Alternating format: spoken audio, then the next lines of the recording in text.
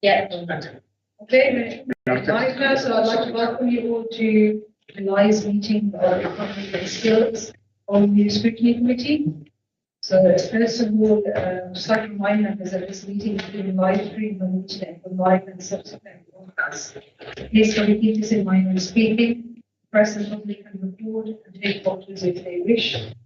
The second item on the agenda is appointment of committee and chair. Item 2 is to formally note the appointments of members to the committee and the chair.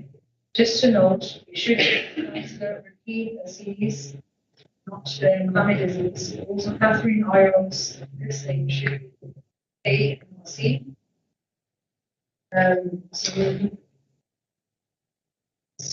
Yeah, so do we note that?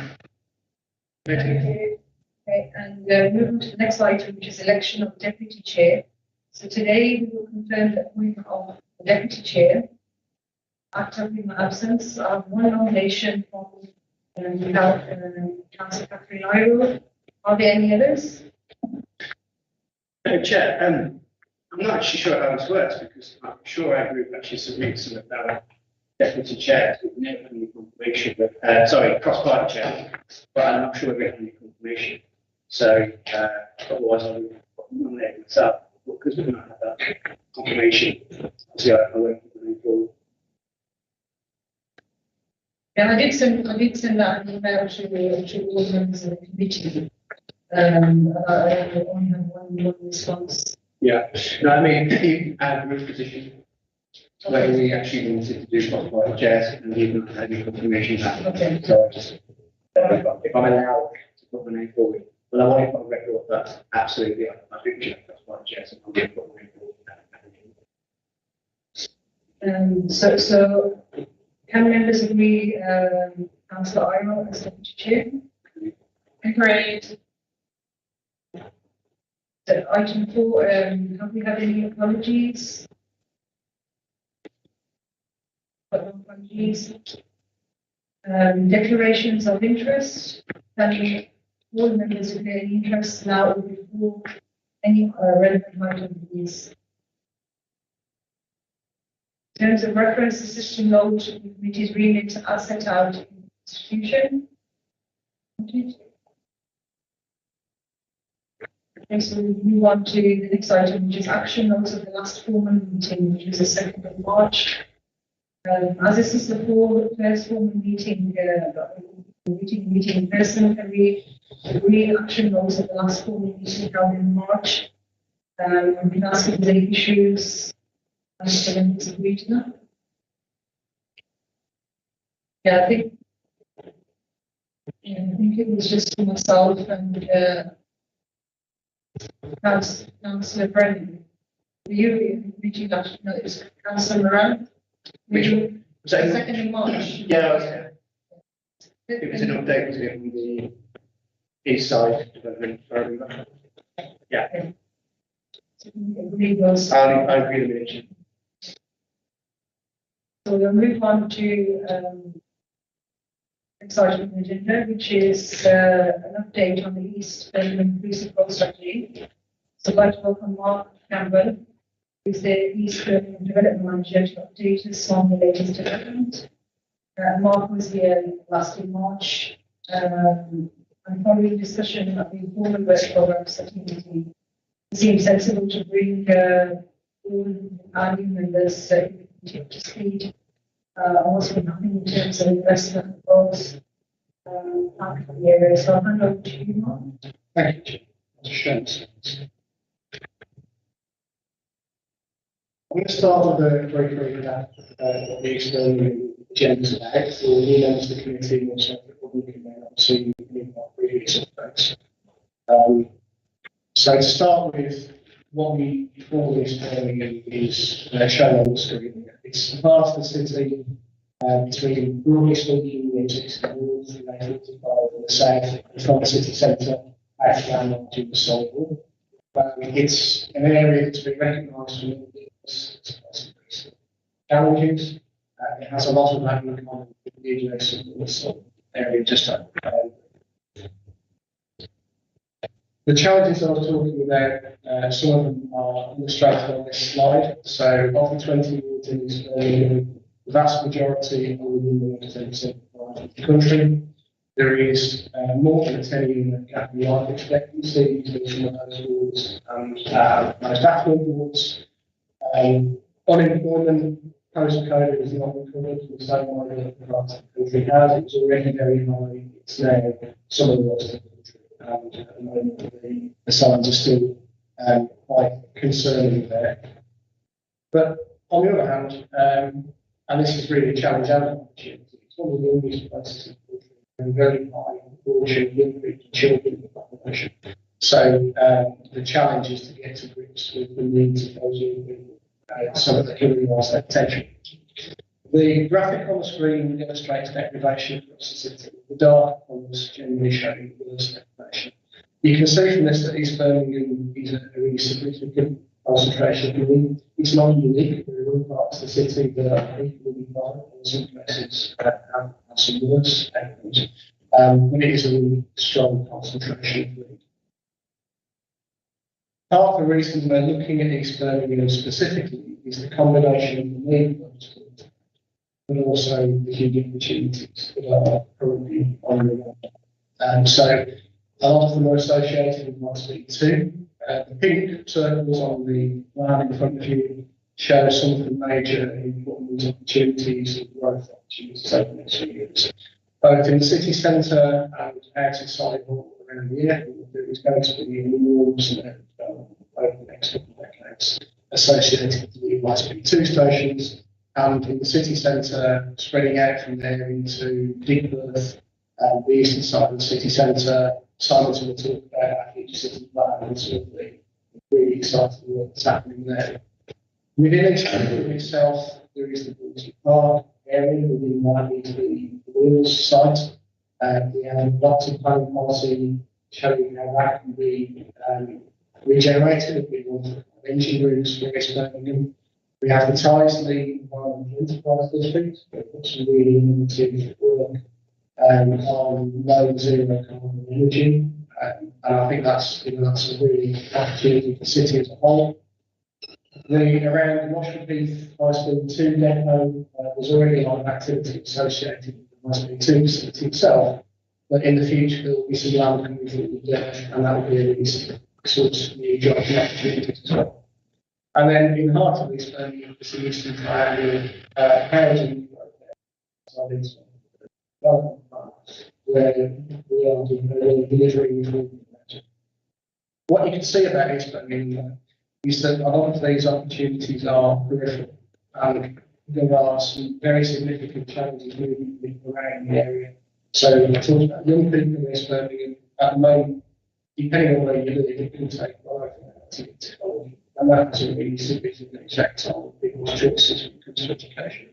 And in the same way, if you want people to be able to access it with jobs, opportunities, then transport is a key issue.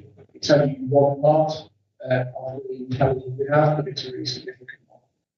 The orange line through the centre of this plan shows the proposed route of the London Metro extension from the city centre out to Southwark. That's something that's been a proposal for some years at this point. To date, there has been money into developing the designs and the options, but funding that as a piece of infrastructure is a big challenge. But given what I just said about transport, you can see how important that could be for overcoming some of the challenges we've got at the moment to do with congestion on public transport infrastructure. Finally, the green line on that is the Coal Valley. So rather than the East Birmingham to Coal Valley, it's a green corridor which already does a lot for the area in terms of leisure and health and ecology. It's also parts of the Coal Valley have cycling routes, but it's not consistent. There are some blockers. We could be doing what we do. So it's a real strategic priority for East Birmingham that we improve the Coal Valley. So our ambition for East Birmingham, as articulated in the East Birmingham growth strategy, or recently in our Levelling Up strategy, and as I'm working to move forward through the East Birmingham programme, is to, well, it has the title there, so it's prosperity and opportunity. So it's about people, it's about creating better life chances. It's about overcoming some of the, things that are affecting people's health, prosperity, happiness. And some of the tools we have to deliver that are things like physical infrastructure. So creating new jobs is very important. We do need more homes, particularly affordable homes. And as I mentioned, we need better transport. But doing those things in isolation, like we do at East Birmingham, the point of the inclusive growth strategy program that's following is that we have to link all of this positive change with local people. So we have to be uniting top down and bottom up. We have to be looking at how you link those things together. How do we make sure that we need jobs for local people, local economy, and we're not, we're not just gentrifying bits, but not actually helping. So the approach to date, so I've been involved in this since 2019, and the slide illustrates what the key milestones have been on the way. So it was clear from the outset that what we needed in this Birmingham was a holistic approach, a partnership approach. So it's not just about council having a development vision, it's about us working with other public sector agencies, but also the wider community, all the stakeholders that have a role in this. So while we were preparing the inclusive growth strategy, we set up a partnership board. We brought in lots of perspectives, the NHS particularly, but also some more Children's Trust, all sorts of organisations. And then we consulted on the strategy. Now there's a massive challenge there because there's 400 million people in this Birmingham. It's very difficult to say, and I think we'll never say anybody in this Birmingham is engaged, and we know what we're doing, it's not their say. But the inclusive growth strategy was the starting point for a conversation that we've been continuing since. And we consulted with really poor timing in retrospect, just as the COVID outbreak started, and we planned a major program of community engagement, getting out into the community, not necessarily trying to set the agenda, getting to existing groups, organisations, having open conversations, and we had to do it differently. We had to do things on Teams, on Zoom, and where we could do that, we were and we spent 8 months consulting. And at the end of that, I felt like we made a decent start. We did have a mandate from some of the communities and the inclusive growth strategy had the right principles within it.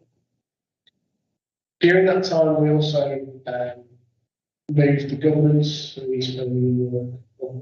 So we started with the partnership board. We set up something that's more political, more senior in terms of representatives in the form of the East Birmingham. So that's been running since 20. It's chaired by Lynn Vaughan. His constituency covers about 80% East Birmingham area. It also has lots of senior representation. That's all the cabinet members, representatives of the World Council, East Birmingham, several senior officers, but also Children's Trust, NHS, I speak to Mental Health Partnership, Combined Authority. There's a lot of senior representation that we use that to also help guide the programme, and also to engage with these strategic issues and to try and drive forward the partnership work.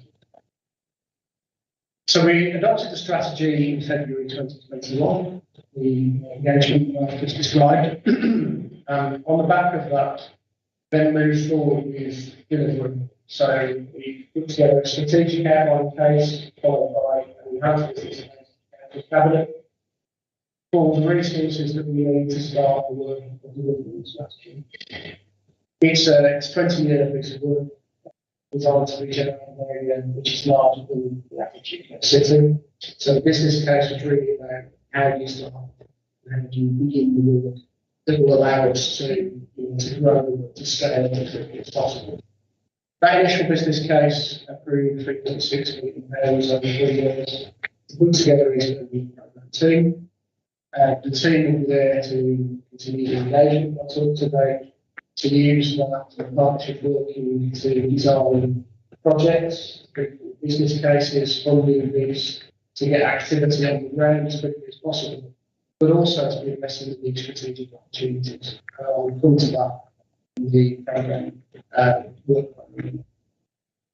So where we are now is the delivery phase. We have a strategy, we have a programme, we're starting to assemble the team, we have some projects that are live, and we're very much looked into the agenda, various different priorities, including region, to we try and bring all that into it and use it as a place where we're really pushing the council's agenda to deliver outcomes as quickly as possible.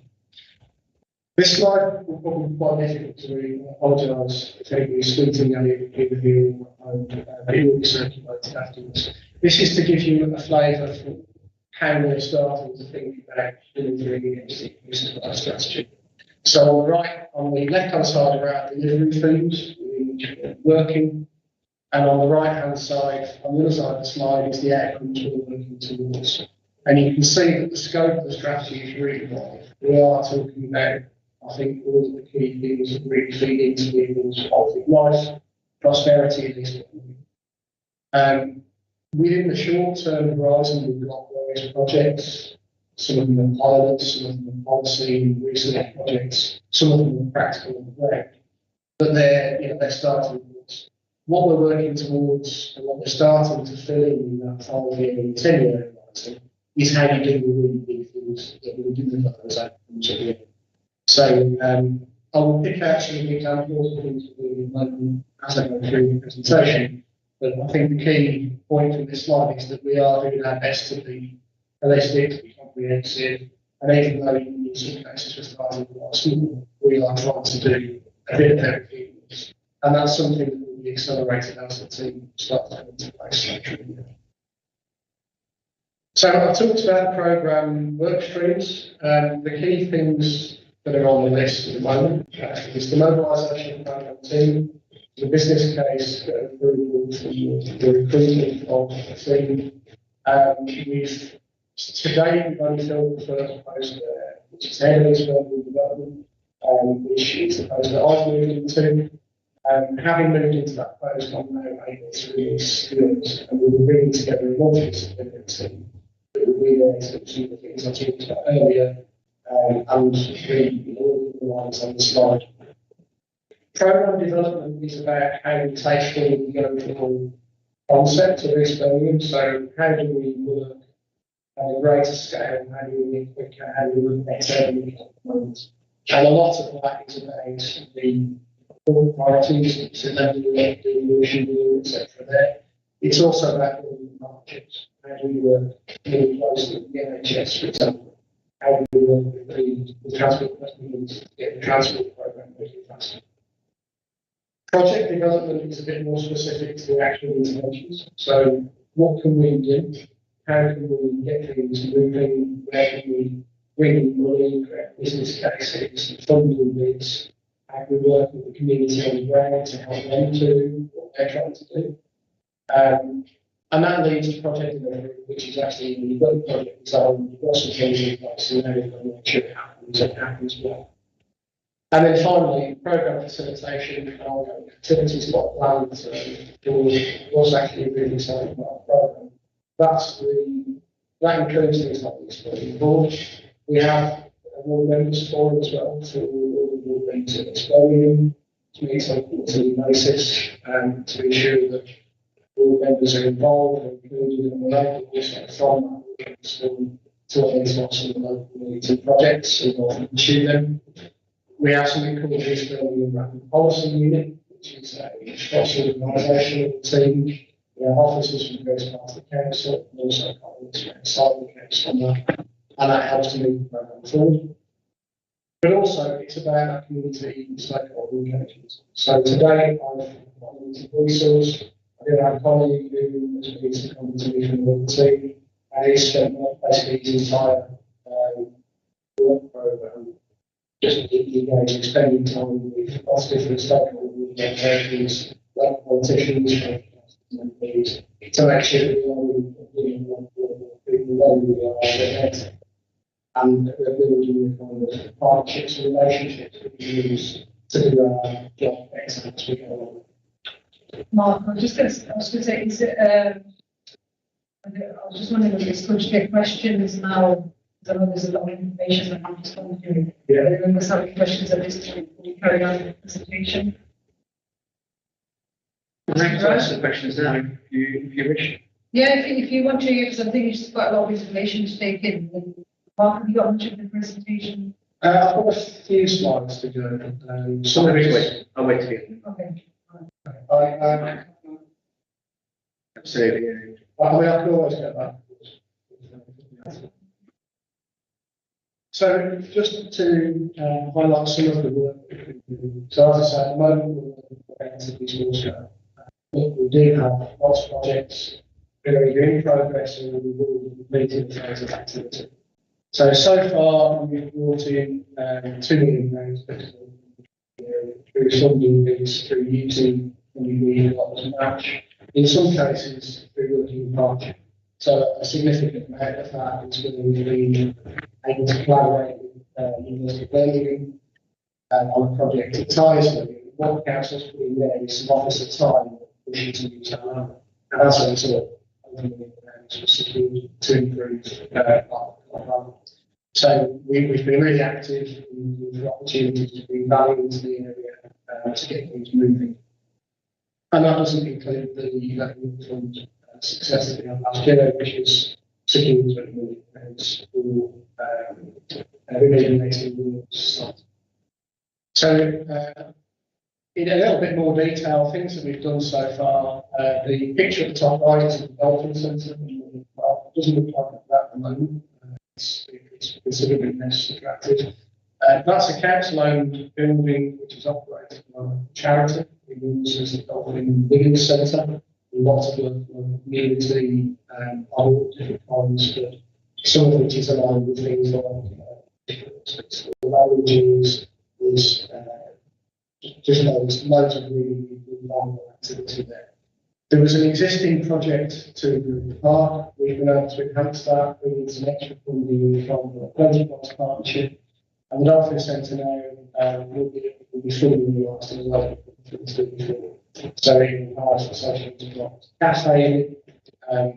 But I think what I think really sums up the way of working we have in Expertly is that we'll be a youth mobility coach. We will be stationed building who's been, that's been agreed with the Department of Pensions.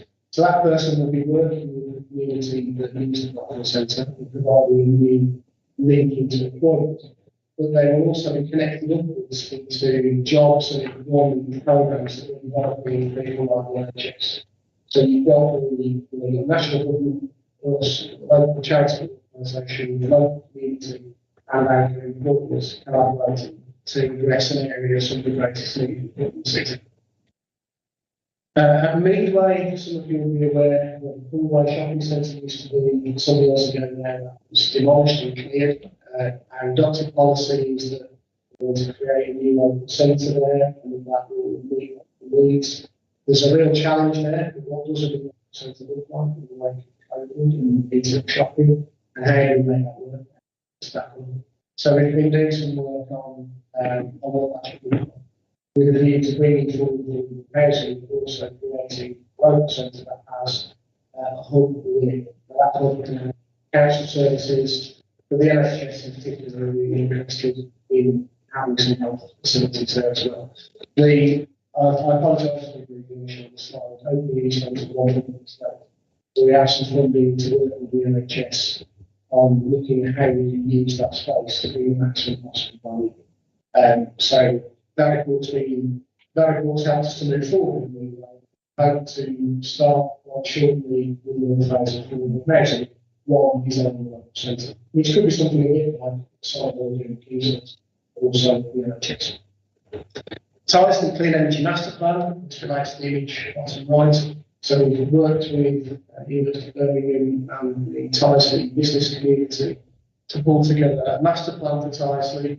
It's not just about physical regeneration, it's very much about how we develop the low zero carbon industries, the clean energy agenda, and we know about the hydrogen bus pilot, which is running out obviously. There's a lot of innovation going on. Master plan is all about how we can accelerate that, how we can do it in March. And we are taking a level from the community to the government. If that succeeds, that will create a national centre for the they want to really keep that momentum, and that will be an important facility to enable the housing retrofit as well. I'll try to spend a lot on this slide, but just to pick out some of the highlights. I mentioned that we've got all sorts of different projects. The work with Leicester City University has involved recruiting community researchers to help across some of the university in terms of engagement with the local community. That's something we hope to keep going. So people who have done community research will continue to pick up work even with us and with the partners as we go forward. And that can be really valuable for engagement and community interface. The East Birmingham Green Infrastructure Vision, I've got to put the slides on, and I'll come to it in a minute, but this is how we really kickstart the green infrastructure in East Birmingham. We've been looking to do it.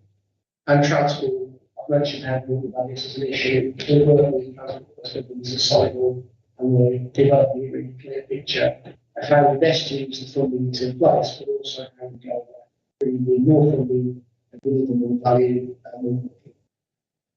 We've got a number of things underway at the moment that are also helping to develop all parts of the programme. We have an employment careers pilot from the government, which is partly about addressing the area, but it's also about learning from that pilot and breaking down some of the system barriers between the way that we work with the Department of Pensions, the Environment Authority, the skills pool, how we do better with the resources we've got. We're working on housing delivery, collaborating with Homes England to identify sites for housing. We've just submitted a bid to the Combined Authority for up to £1.6 million to the housing retrofit pilot in Castle Vale. We have the USIN, stands for Unlocking Social and Economic Innovation Together.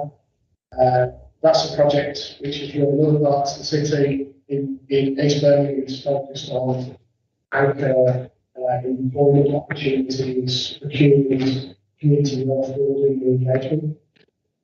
And I mentioned projects at Coal Valley University of Birmingham, Coal Valley Community Commons, great project, which is going to lead to some improvements in ecology, active travel, community activation, and also reduction of flood risk in the area around the airport.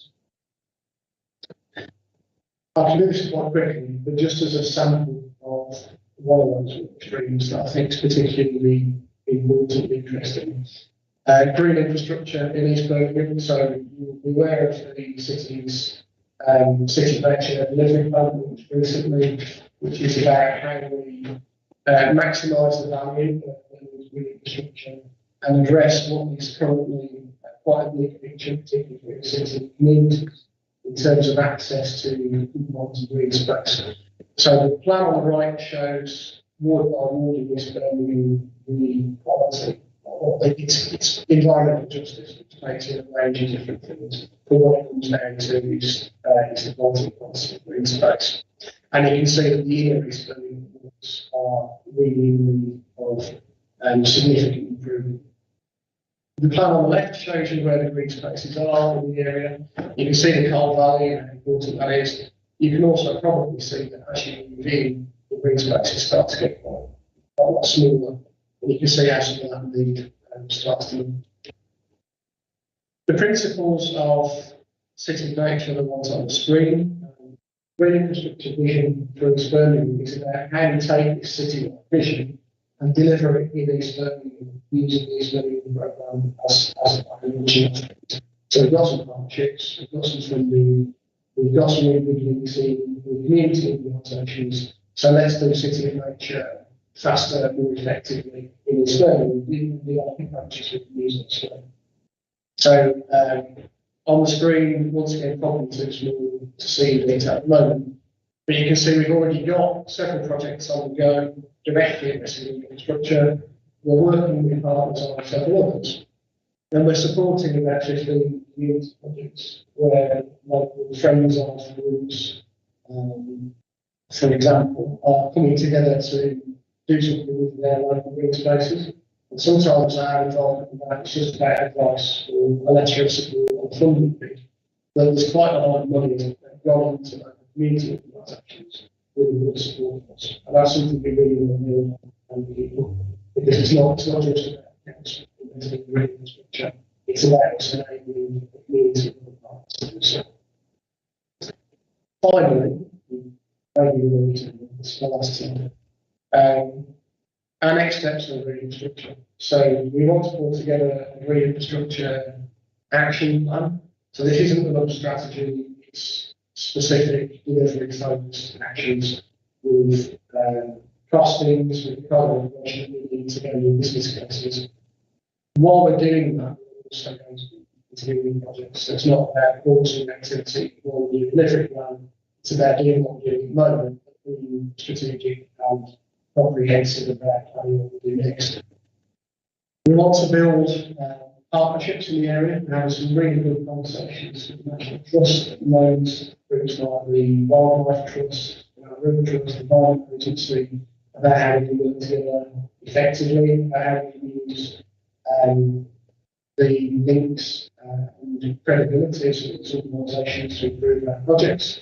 And there's some quite exciting prospects there. We could look at setting up a really infrastructure bank, for example, which could really accelerate it as well. But as I say, while we're doing that, I think there's a lot of activities to do. So we're just starting with some pocket parks and pop-up parks projects.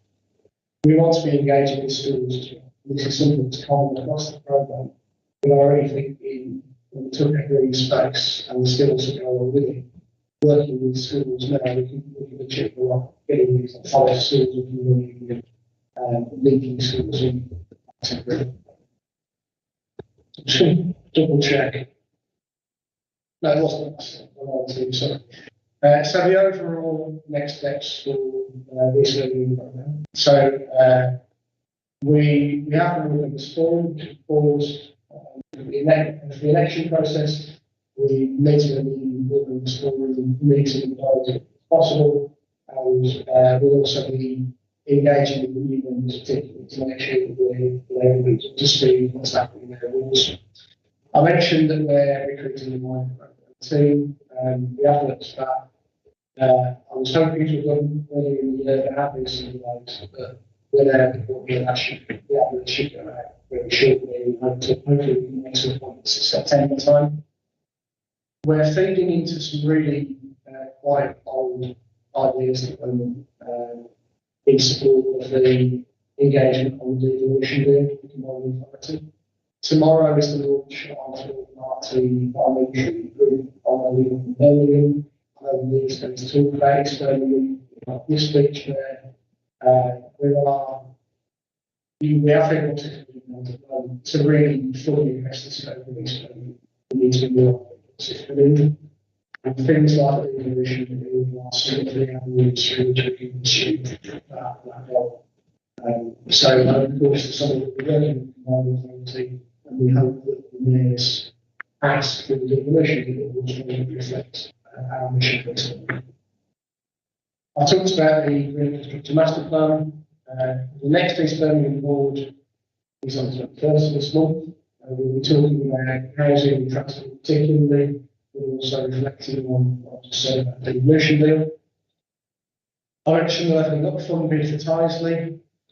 We are working on an asset-led delivery deal for East Birmingham, which will be about taking a proactive approach to land and property to start providing some physical regeneration.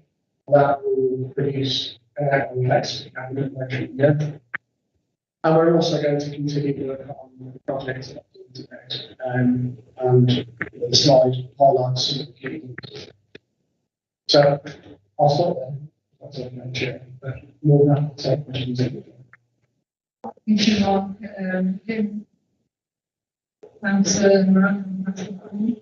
Thank you, Chair. And as always, Mark, thank you for a great presentation. On these committees, we do often get death like PowerPoint, but I think your presentations are always very detailed, very thorough, and gives you just enough information to be able to really get the holistic picture of what's happening. A few questions.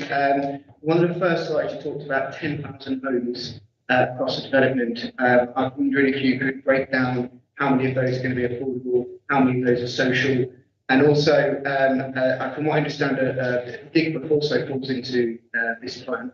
How many of those are going to be based around that sort of area? Because we know there's a lot of redevelopment happening in the city centre. My second set of questions are around jobs and opportunities. You know, I'm always asking about this. In particular, how are we ensuring obviously those jobs go to local people? You mentioned the Dolphin Centre and the Bourdain Skills Club. I think that was the slide you said you wanted to go into a bit more detail. I'm happy for you to do that, so I'd like to expand on the work that they're doing to make sure their jobs are going to local people. Birmingham Wheels has been mentioned. Obviously, you know, our group is massively opposed to redevelopment of that. But now that it is obviously going ahead, I believe they're currently dealing with knotweed. Do you have a timescale of when that's going to finally start being developed? And also, I'm not sure, this might be outside your remit, but they're supposed to find alternative provision for sports facilities. And we don't actually know what's happening with that yet. Is there any update of where the wheels are actually going to be moved to?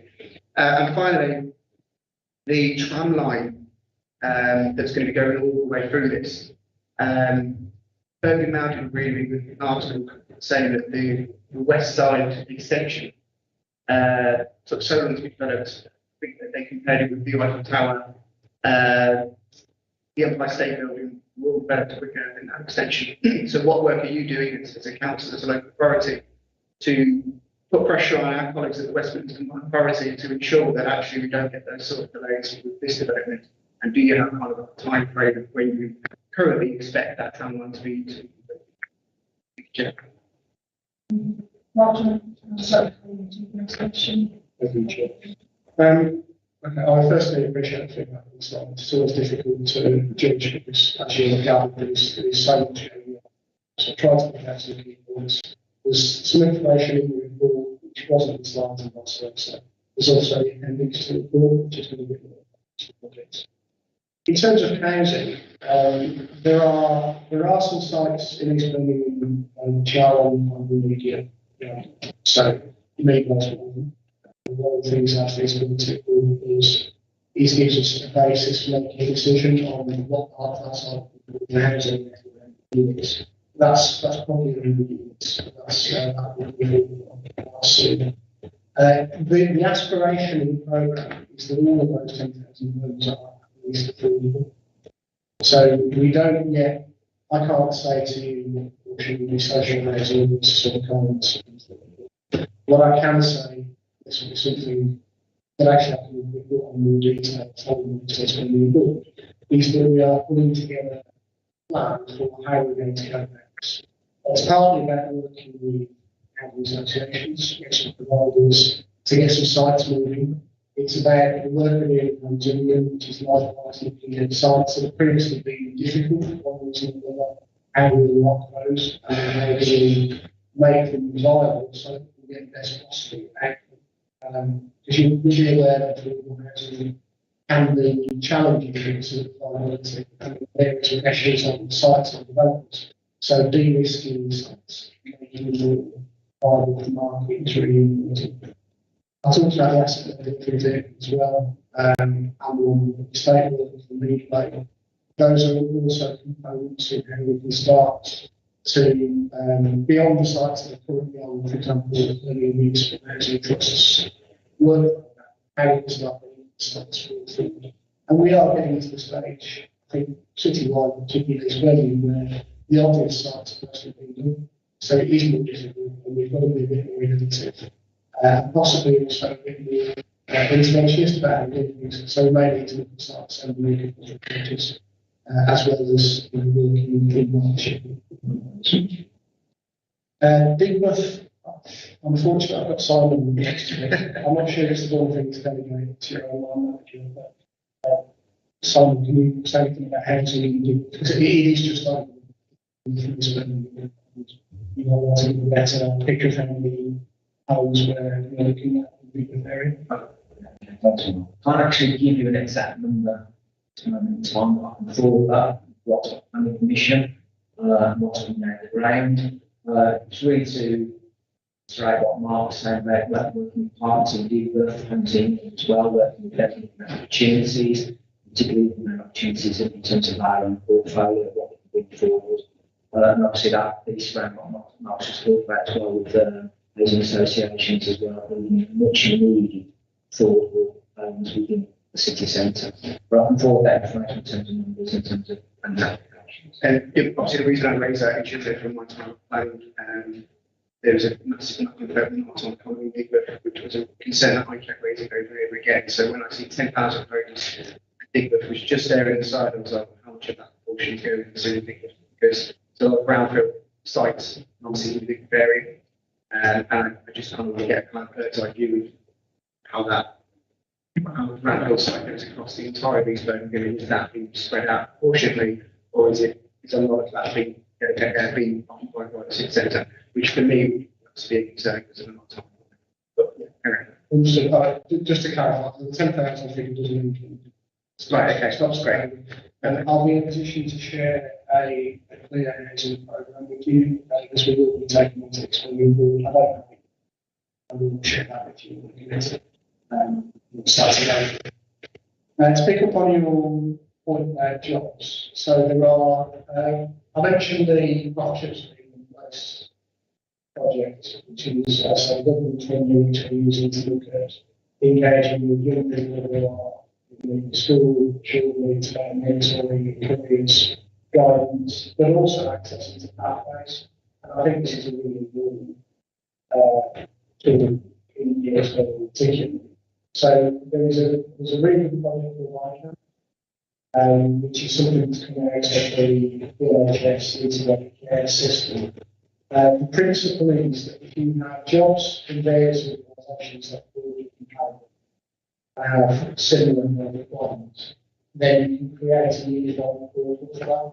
So if you have someone who's a little bit more, we have various needs in employment, language, and other else, that you offer support to accommodate constraints, but also provide access into this unified pathway.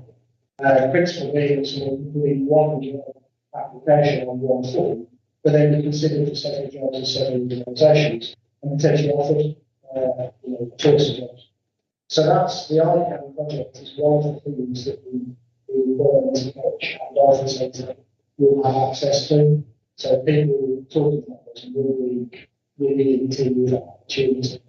And that model rests on some of the only institutions network thinking. So there's no institution network.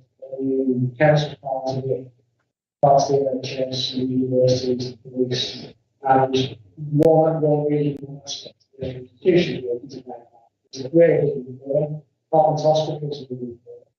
Departments has a recruitment problem. So what's going on there? How do we help them resolve the recruitment issue while matching up with people in the locality? And we're starting to, the government is more example, and we're starting to work on. We need to do it much larger scale. And I think there's a real opportunity for us to work on the same principles with the private sector.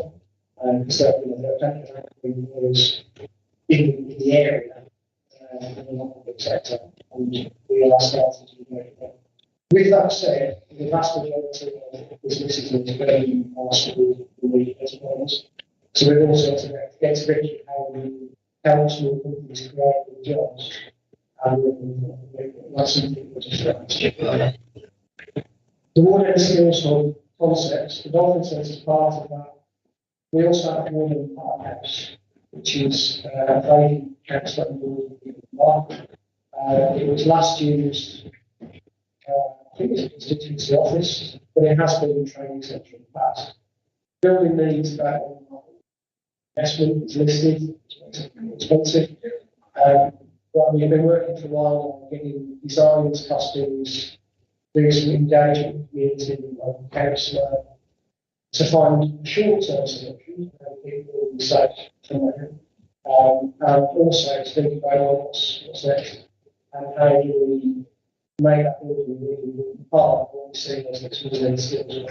So, could be a training centre for NHS, for example. And we've had conversations last week to sort of the local networks partners are interested in the police to use part of it. So some really things on that.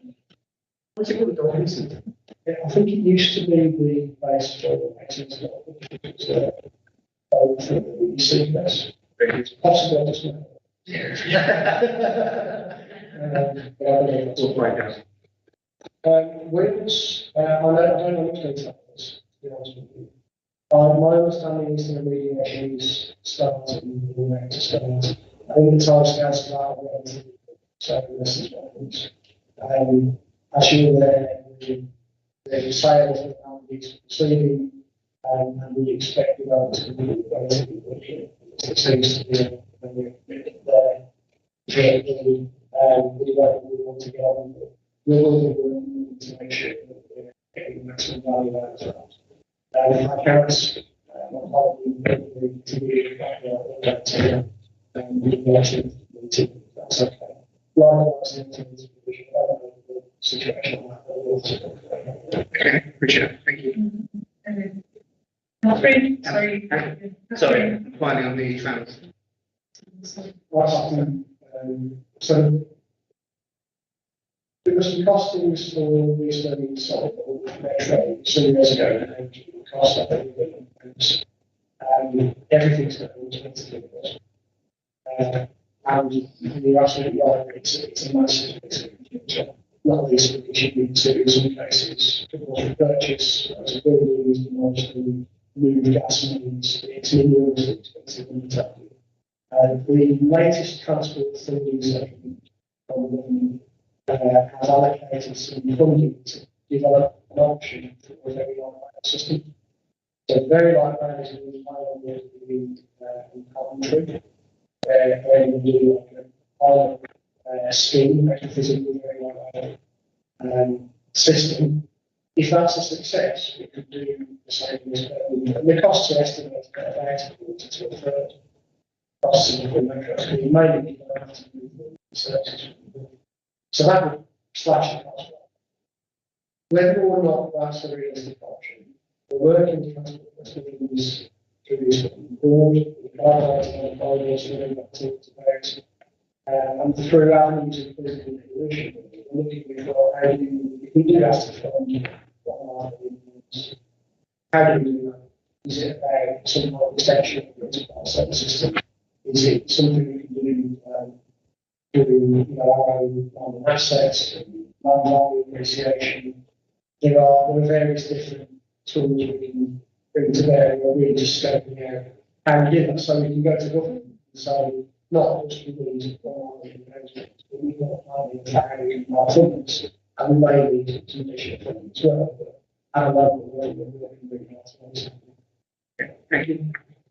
Thank you. So, I'm conscious of time, so we'll take these three questions that were raised. So it's Councillor Iron, Councillor Parkin, and then Councillor. Thank you, Mark. I've been in the education committee before this, and I was worried that we wouldn't understand anything. It's been very clear and very engaging. So thank you very much. I think from what I've heard, upskilling the local population seems to be massively important. It's all going to happen these jobs, but how can we make sure the local population can get these jobs? Well, we need to upskill them. So what are the types of jobs going to be, and how can we make sure that local people get the skills and qualifications they need to be able to be successful at getting those jobs? Are there going to be any incentives for the local businesses to employ local people? I'm just asking a question. The youth employment qualification is great, but it says something that only working 400 people per year. If unemployment is 8%, then surely we need like 10 of those employments, which is something that's a funding issue. Transport, we talked about a lot.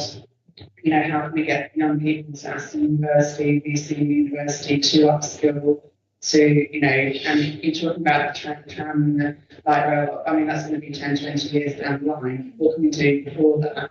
You know, can we improve buses? What extra things can we put in place now to make it easier for young people to get to these education centres? And then housing, again, your plan looked, it's going to be a very slow start.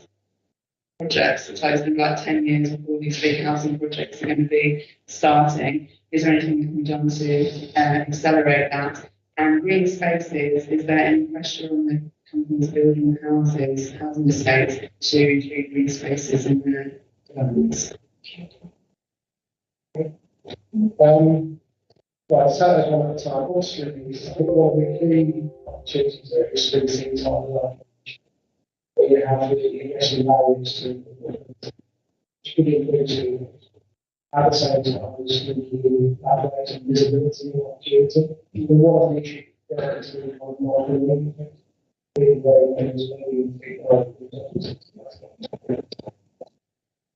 which is obviously, you know, is terrible. So we are through the partnership project. One of the areas is about showing messages and jobs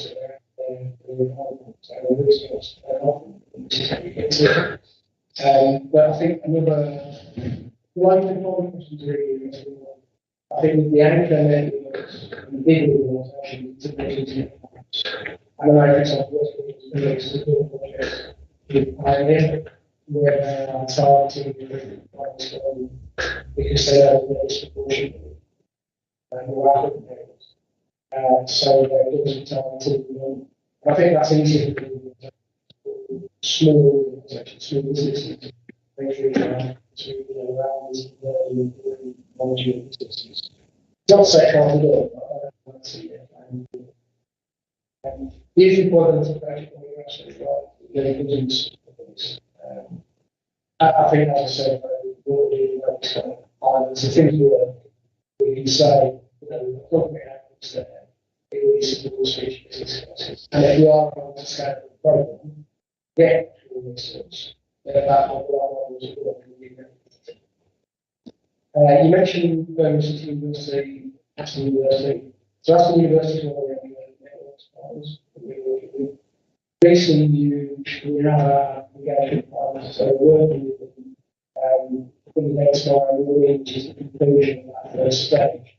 A big part of that is about who will be looking from this Birmingham City University. We also have San City College on this board.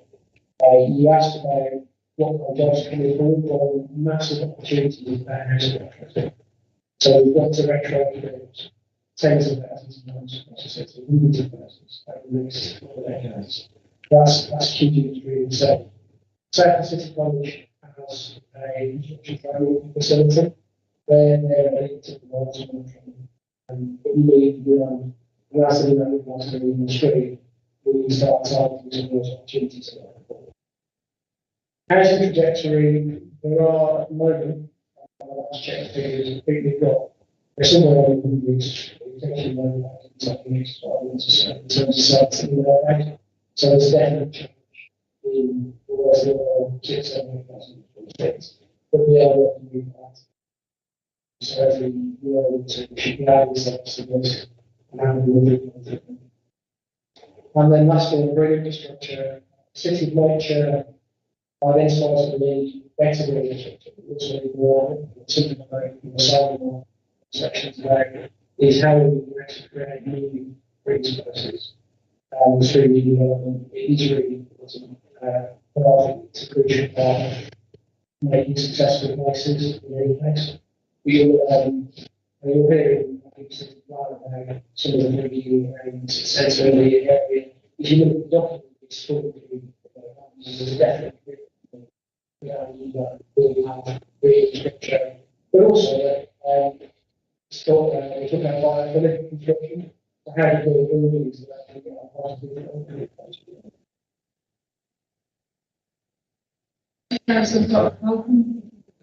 Thank you. Just thank you for the presentation. Just a very quick question. One was, what's been the cyber high school? I think it's quite light in this, isn't it? Looking at the locations, and are there plans to expand that out maybe? And also, are you aware of an organisation called Green Spaces, which is a group, it's a collaborative group of all the friends of, if you like, and Mark's open spaces, particular groups that there's some really useful contacts and things that are useful on their website that might connect you with these voluntary organisations you're talking about reaching out to. And I don't know if you're aware of it, Chair. It's just something interesting. So first of all, the cycle hire. The cycle hire is an interesting because it requires you have to have sufficient demand between the nodes to make it work. That's been quite challenging for the city centre. Transport West Midlands are looking at mobility hubs, which will be a feature in a centre, which might have could have cycle hire, it can have travel information as well. And we're hoping to pilot one in this company, Water Green, for example. I think as we improve the active travel network, and so the metro is a big infrastructure target we're aiming for. But I think a lot of potential for improving transport at the moment is actually active travel.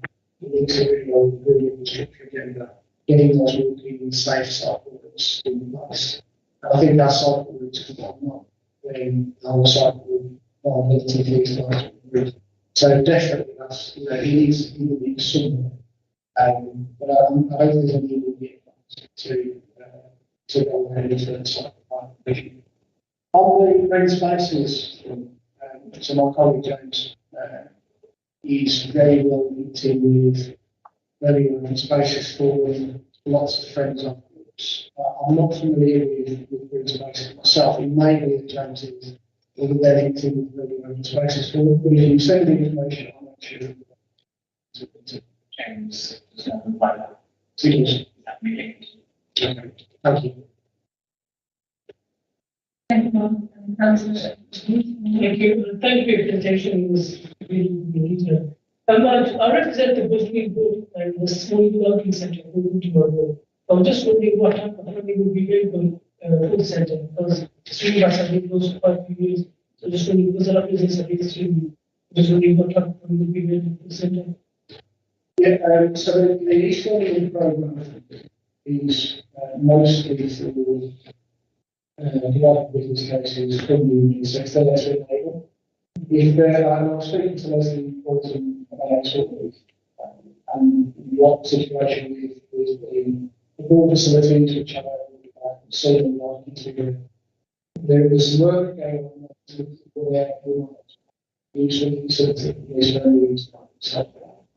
But I think what's happening to the old criminals because if it's not a continuous report, then this is evaluated there. I think there's a definite conversation to be had. If there's a prospect for to bring some kind of external funding there, I'll be very happy to support that or potentially to use this to match. I think we probably need to talk through the detail. I'll be very happy to discuss it. Thank you. Councillor Murphy, on to the next item. Thank you. My name is Fiona Watchford. I joined the scrutiny team, so I'm an officer supporting the committee. But as you were talking, I just made a note of some of the things that we potentially be inquiry that the committees will be carrying out this year on skills funding and employment opportunities. The ones I've noted was the employment and careers for pilots that you mentioned, the ICANN project.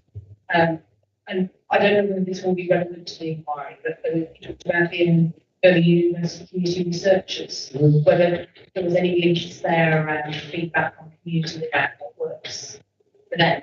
So I just thought I'd flag that, that might inform the programme discussion later. I just wanted to mention why you were at the meeting.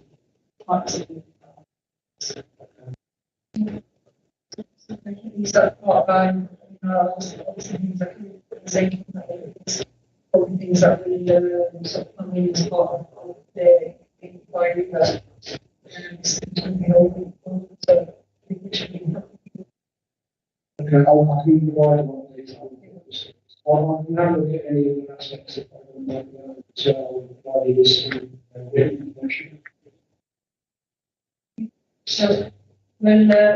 thank you very much for that and then hopefully you have me back in the later on the further updates. So we'll move on to the next item on the agenda, in which I'd like to welcome Simon Forrest, who's the Assistant Director of Development. He'll be taking us through the scheme strategic document, which is our future city plan. So it's touched on my because of time constraints. You can get the opportunity to go into further detail. So if you members will have the opportunity to have a discussion today. So over to you, Simon. Thank you, Chair. Thank you for inviting that. And our jobs in advance. Because I think it's important that, as I has already seen, part of this was on planning committee, as this is a new committee, it's important to get a sense of what the context is and what's happened over the last 12 to 18 months, really, to get a real sense. Let me just clarify that there's no document sort of like off that document. This is about going forward, about how we shape that framework with things that about this document. It's really interesting that Mark's sort of taken a lot of the fun there in the presentation, because the thing you talk about now, future city planning, the things that what we want to see on the ground, that jobs, access to homes, etc. on that. So I'm going to give some wider context to where this is to understand about the sort of the DNA of our future city plan. Just to, just to get a bit of context as well about our city, it's growing. Now 150,000 additional people, 1,000 more plus homes are needed, and the current supply is 65,000, we should be looking for 20,000 people on that as well. 100,000 more jobs are needed and 470 hectares of employment required. So there's really big challenges there for the city council.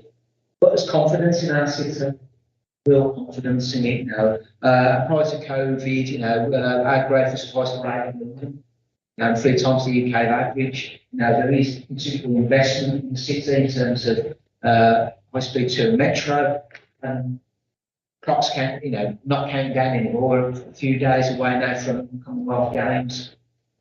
And we're working on the best performing region for foreign direct investment, and we attract major investment projects, Department of Transport and Goldman Sachs, and we're more business startups outside of London than anywhere else in our great city. So our history is one of innovation and leadership, and I know I'm preaching to convert it here, but it's a city where we're proud of its past. I would suggest we're more proud about where we're going, more excited about where we're going. The next 20 years for this great city. And Birmingham was at the heart of the Industrial Revolution. We all know that. People like James Watt, Matthew Bolton, and that city of 1,000 trades. People still talk about. But at our heart is the spirit of innovation, industry, and culture. And look, we've got a lot of firsts in Birmingham. First working steam engine, first hole in the heart surgery, and first picking plants, all made in Birmingham. And we need to talk about this and celebrate these things going forward. So our need, forward is not just part of our motto and our history, it's part of our DNA. It's about everything we do. It's what Birmingham always does. And other local authorities and other industries always look at Birmingham and what we're doing, what we've done. And over the last 30 years, you look at the city centre, you see that development, with the ICC, the new place, etc. Worked in partnership, the new building, etc. Really, really good stuff. They're the foundations that we need to work from. And then foundations, some of you will be aware of the big city plan. That master plan in 2010 about 5 areas of transformation. It was a master plan for growth and investment in our city. And we've got Smithfield, program application will be coming in that the wholesale markets. High speed Grand Central's already up and running. Smale Block 3 is out the ground. Curtain infrastructure is happening. And what that will be to that surrounding area and Paradise. The quality of what what is now Paradise, when you walk through there, not just the built form, but the public spaces. And one of the joys of that space now is actually the four corners of the world. Now, access through to the jewellery water. And we've, taken down the curtain that was in front of, the council house and the extension to show, our wonderful history there going forward. So it's about how will we move forward? That's the real question, and the question that's posed for me going forward. But we are a city of energy and opportunity, and that revolution and progress is still running through our veins. That's what we want to do. You speak to the youth of the city. That's what we're about. That's what we want to do, and we are, the most youthful city in the whole of Europe.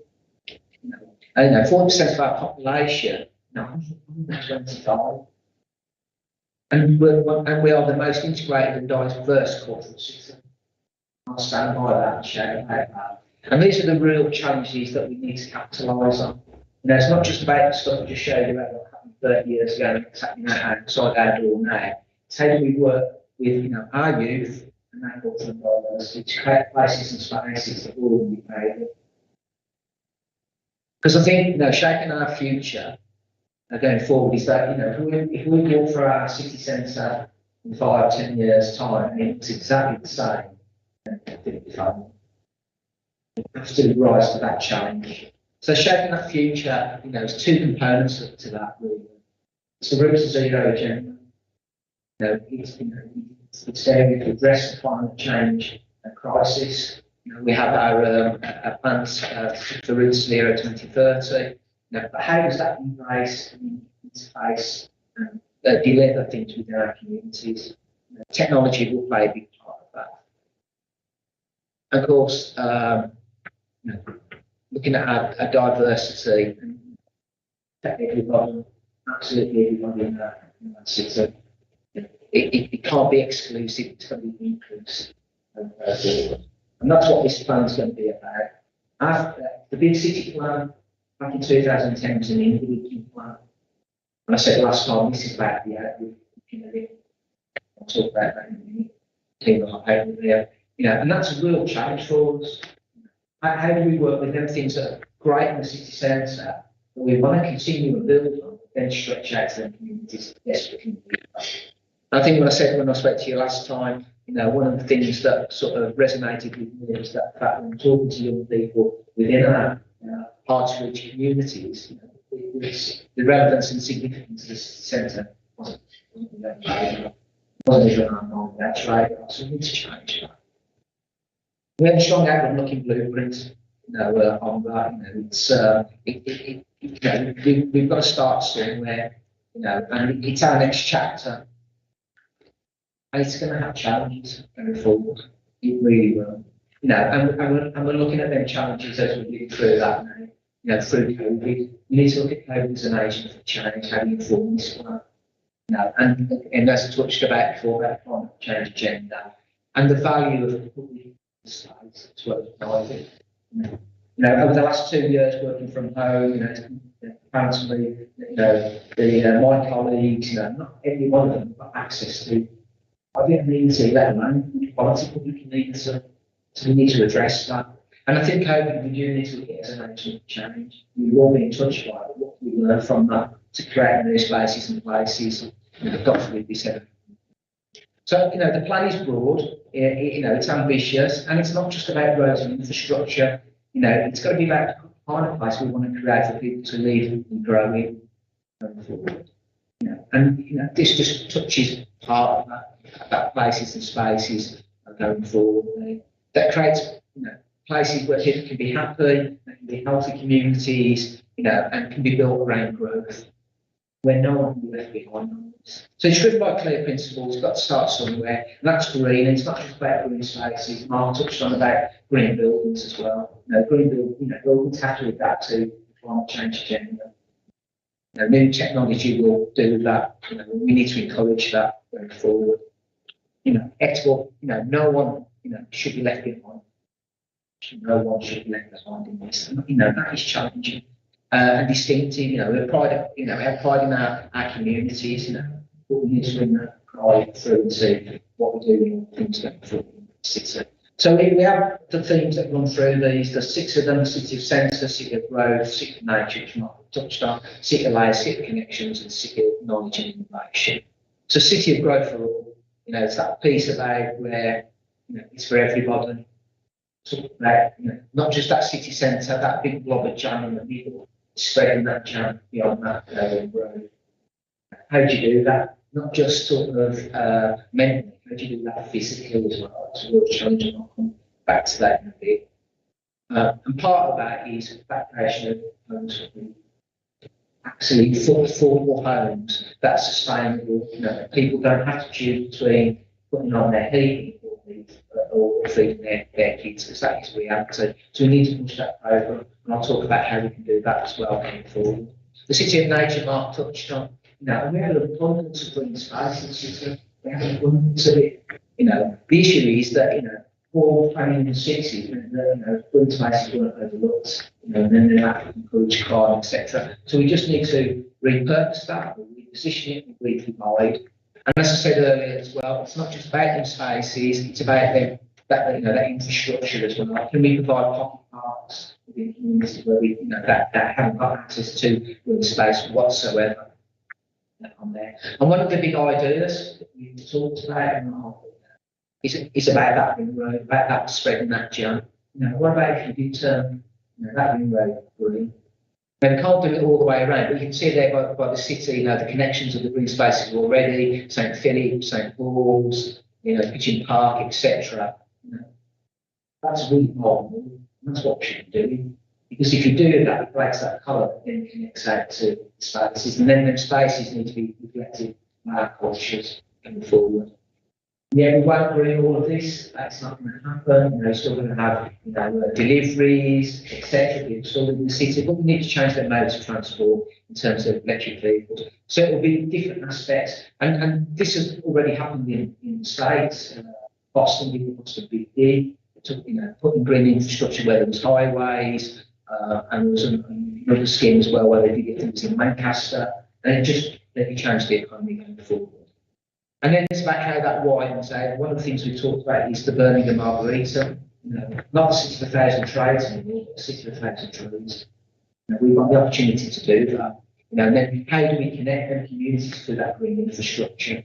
We use what we've already got. We don't need to be adding more roads. We should be promoting walking and cycling to do that. And we have that abundance already there. It's also about access to the green infrastructure. And this won't happen overnight. We have to start that vision of spaces and places we've got. So the city of centres, we built a world-class city centre. We have, it's out there as you can see, but that's really, often meant that the communities living in shadow and forgotten about.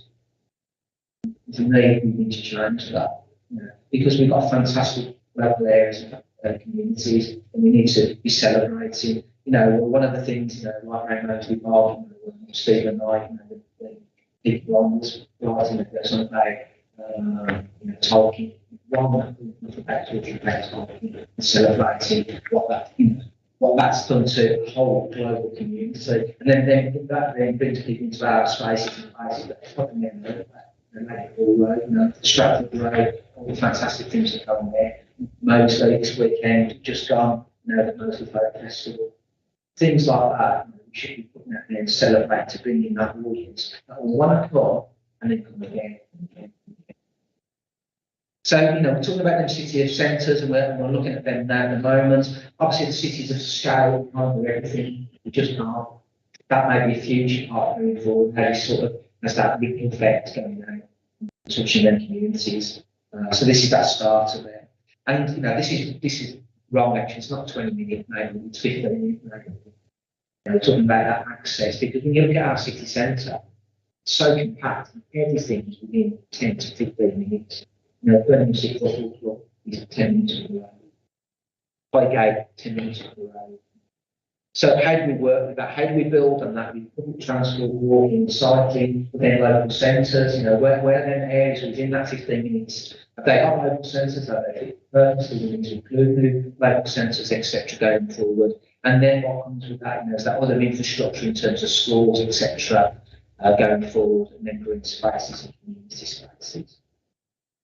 And look, this is not rocket science, and this has been talked about for years and years. Events have talked about it for 50 years. We've got it. We've got it. There's 6 standing city centre, and you can see. So that plays into part of city connections. We've got the Birmingham Transport Plan, the 2031. It's also about digital infrastructure in terms of connection. The young people today, technology is just second nature now. And how do we build that infrastructure?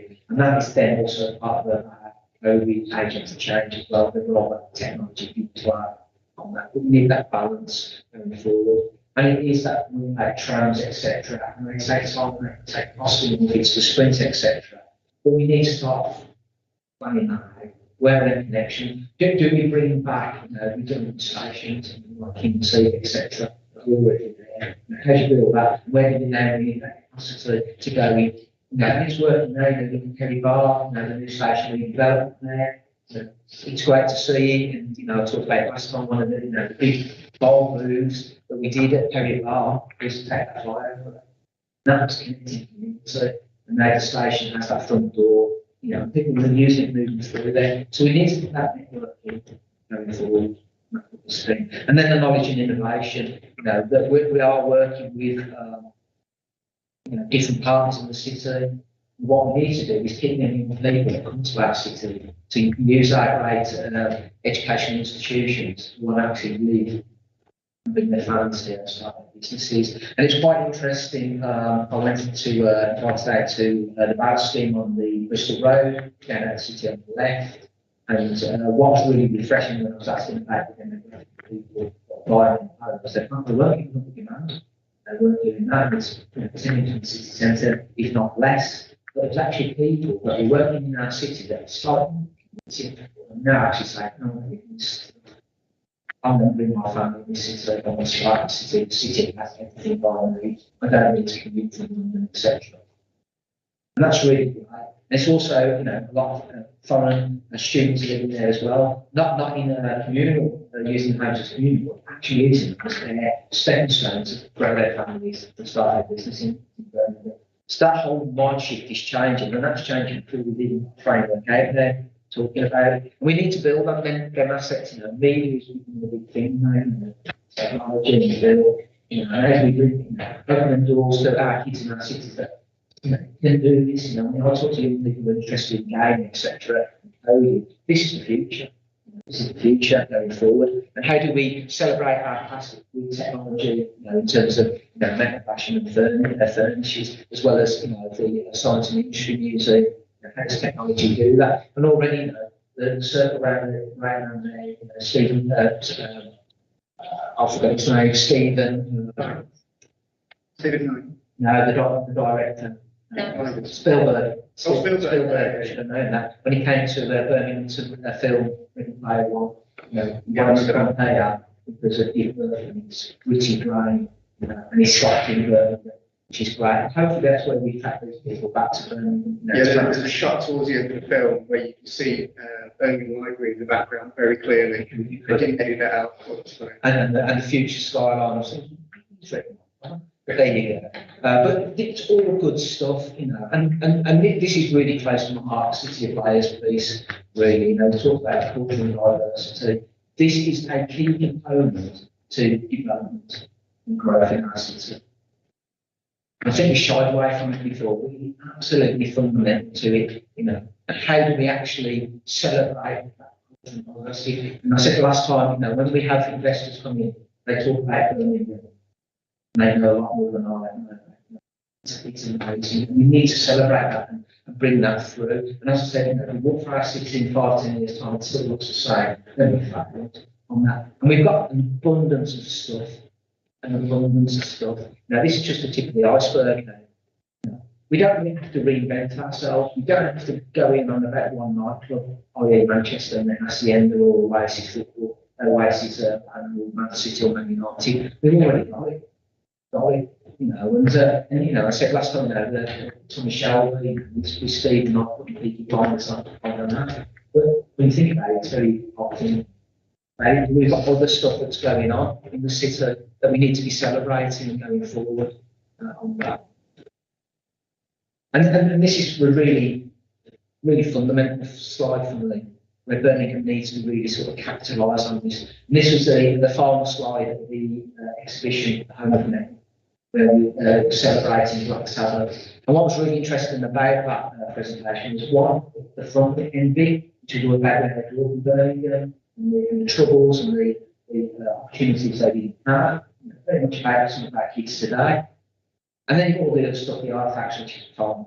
This bit was the important bit, people pinning on where they come from, to come to Birmingham, to get on a plane, or ship, to come to Birmingham to pay homage to a band that changed the world. We need to capitalise on that because we've got all the stuff around, the beats, the movement, say before Liverpool, movie books, there's abundance of stuff that we need to capitalise. So if one band can do that, the future's great, and we need to build that into our development and our growth on that going forward as well. It plays a key part of that.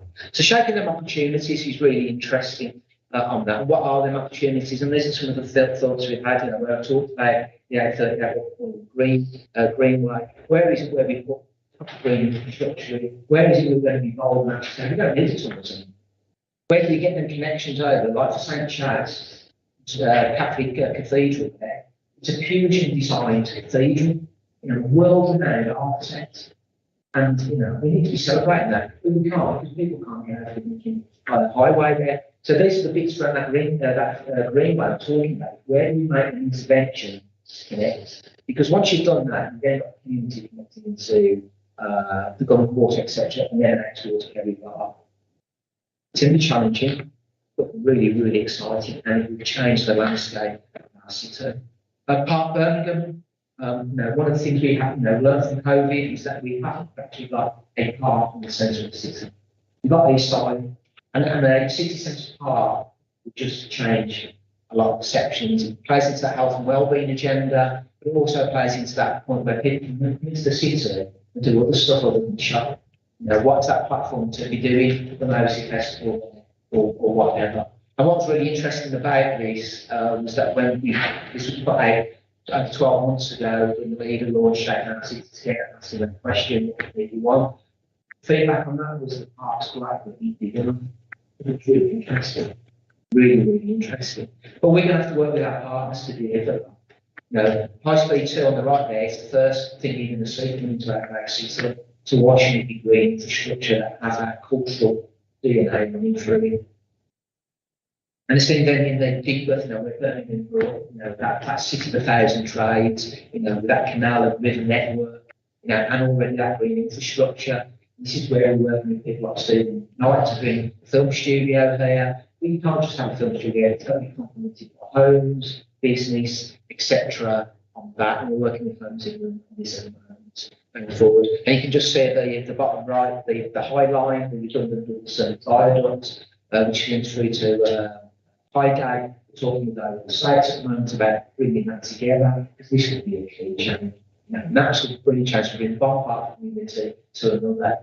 East Birmingham, as Mark's talked about, desperately needs that intervention. Start doing things like this, start reaching out, create jobs. What's really interesting about the studio, talking about people want to come to Birmingham, in terms of the see Birmingham as all the things I've talked about today, the opportunities. Also, they see it an opportunity to get to that. Then people that are different media companies can't get access to carpenters, or researchers, all that on that also.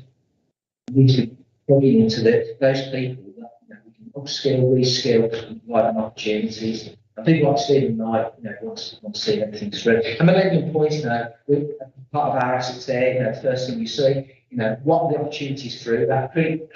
Keeping the great function that's there, how do we build on that function in terms of Millennium Point?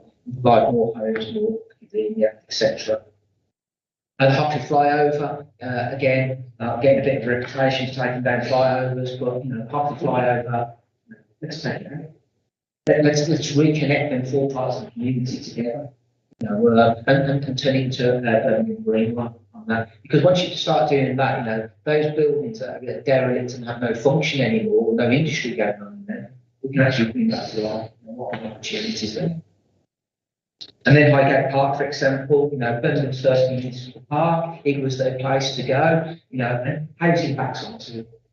So with that comes crime and things that are undesirable. So let's look at our stock. We repurpose it, or do we need to refurbish it, make the park bigger, give the community ownership to a fantastic park that is only 10 minutes from the city centre. So how do we shape this in terms of BCC? With the 20 biggest landowner in the country, we've got a lot of assets going forward on that. So do we put red line around there for sale? That's been one thing we've done in the past. But once you sell it, that's it, it's gone.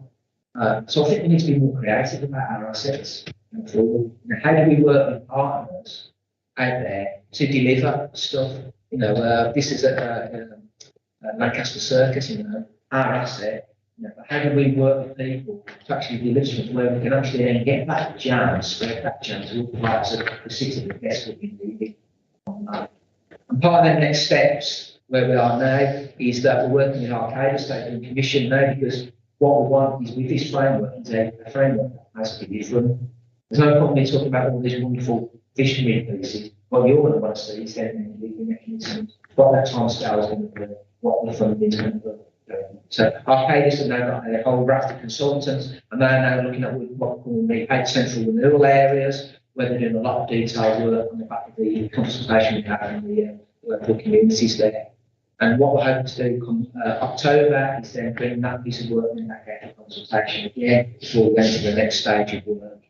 Part of that next part, Birmingham we touched on about Cocking St George's, we're looking on, we've got to put a red line around something, Highgate and Waterleaf, Pigworth and Bordsley, Norwich Quarter and Meadshaws, Ray Valley, Ladywood. That's where we are. So that work as we speak is now being done in that detail, and we will be in a position to share that further. And really, as I said last time as well, I think there's a piece around missing voices on that. Where can you identify them voices that you have missed? In the external communities. So, yeah, definitely have that. Lots of images, don't like words, it's better to show that. That's it. Thank you, Simon. Yeah, I think that was probably a bit more comfortable than some of the ones that we have. Just before I open up the questions, a couple of points that I just wanted to make.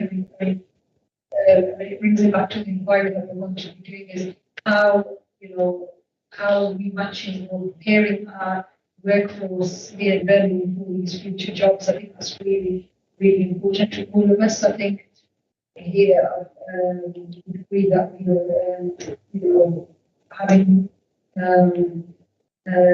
below that, in comparison to the rest of the country, our unemployment rates, are not good, and we want to see these jobs coming to the residents of Birmingham. What are we doing to skill them with these new technologies that we know are coming? And the other thing, comes back to like the final point is, it's really important that these decisions that are being made involve communities, especially the hard and reach communities, because a lot of the time, and these are things that we get from our residents. They feel the decisions are made without consultation with them, and they understand their needs better than anybody else. People in these communities, so it's really important that any decisions that are made involve and we engage in these communities who, for a number of years, have had to face difficulties. So I'll open up the question again. Councillor Morell and then Councillor Tennant, Councillor Lawson, and then Councillor Thank you, Chair. Thank you, Simon. Death by PowerPoint. It was interesting, and I like visual stuff as well. So I thought it was very good and very big enough for me quite a lot. So kudos for that. Particularly the Black South, which I took on onto that. And when that slide came up, I do remember that map. Was really interesting to see people that actually came to the city, and I think we let ourselves down. I think sometimes that we don't shout enough about what we should be proud of. I want to talk about opening up the city centre, Two things that were mentioned was Paradise, and I think the other one is New Street has done a great job at opening up the city centre. Because I think you're right. There's so many parts of our city centre that people will come to Birmingham and don't actually go out and explore. To the challenge is how do we actually get them to do that? And a lot of people will travel into Birmingham. They'll get up at New Street. They're going to grab Central and Warwick, and then they'll jump back on the train and go home again. And one of the big corridors is New Street, and I mean, I'm going to be quite blunt here. New Street at the moment looks absolutely dreadful. Still, all the shops are empty. How are we going to be encouraging businesses to come back into the city centre and actually make New Street? Because it effectively is a canal, isn't it? If you walk down New Street, it connects you to the council house, with Paradise that connects you to Centenary. And I think that's going to be a challenge. Secondary questioning is about commercial and creative industries. You talked a lot about it in the presentation. With my experience on planning, we seem to be building an awful lot of housing in the city centre. And something I always raise, and you know this, Simon, is there's not a lot of commercial buildings. We're knocking down the industrial stuff, just building properties. Where are the creative people going to want to come, particularly in Digbeth and in the Jewellery Quarter? And also attached on the back of that, the nighttime economy. Housing obviously has a massive effect on the nighttime economy. 10 years ago, Birmingham used to have an absolutely booming nighttime economy. I know because I was involved with it. And these days, people tend to go to Manchester or London or even outside Leicester. They don't come to Birmingham to go clubbing. And how are we going to integrate that into the commercial? Final point is on the green infrastructure. As a Conservative group, we really love all the green infrastructure stuff. But one thing that we don't like is when it appears to affect the motorists. You made a point there was one slide about the A38. I mean, the reaction to that is, oh my goodness, so thank you. But you made also a very interesting point, which comes back to the opening up of the city centre. It's that A38, right between the Jewellery Quarter and Colwall Road, is a bit of a sticking point. How do you get people over that road? I'm not sure. I think there should be much more creative ways to explore than just turn it into a forest. Personally, because it is a really, really important connection. One final point, assets. You're absolutely right. We have so many assets in the city. We actually did a piece of work on this committee inquiry into using those assets. I'll send that through to you to have a look at. But I totally agree with you that this council should be using assets very much more creatively than in the past. Nature. Thank you, sorry, Simon, do you want to answer those, or do you want to take Somewhat, so may Yes, so, Councillor Clements?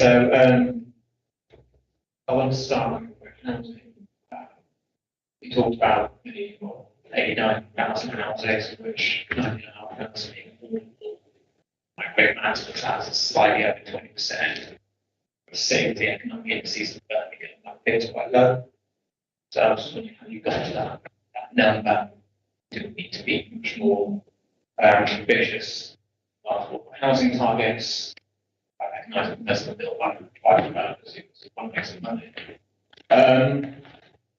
You talked about a few times about reaching outside the city centre. And one of your phrases was beyond the main road. But looking kind of where you've done the focused work and the developed work, it is all still city centre. That's how it goes edge. And if we're going to get, as you mentioned, young people to get an education to stay, often living in my patch in Selly Oak. Are we doing work there just as we included in the presentation? Or do we need to connection? Because we do need to make sure work is happening there. And yeah, I'll be linking up to part of that regional city centre, be linking into the East Birmingham Innovation Plan. We've just heard about there's a North Birmingham stuff that's going on as well. Are we linking into this?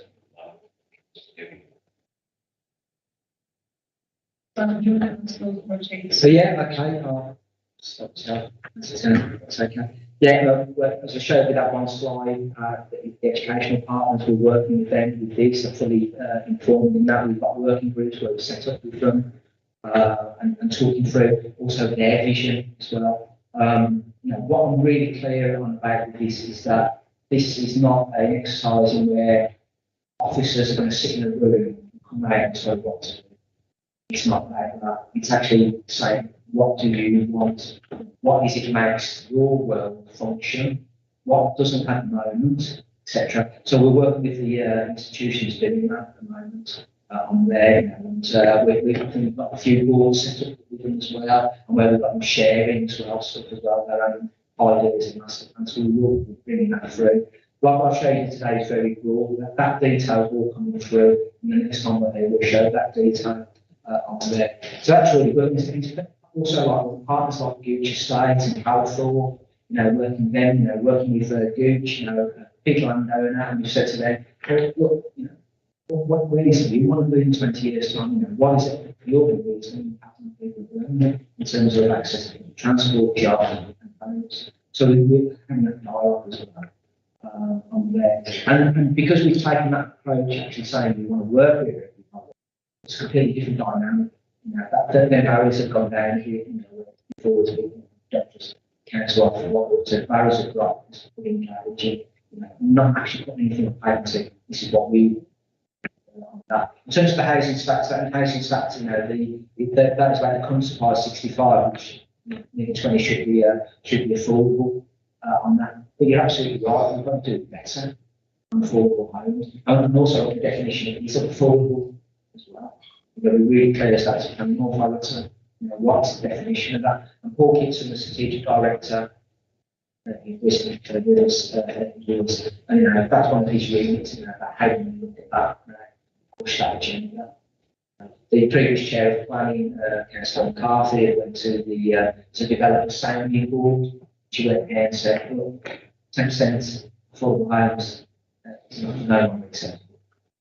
But change. It's very hard.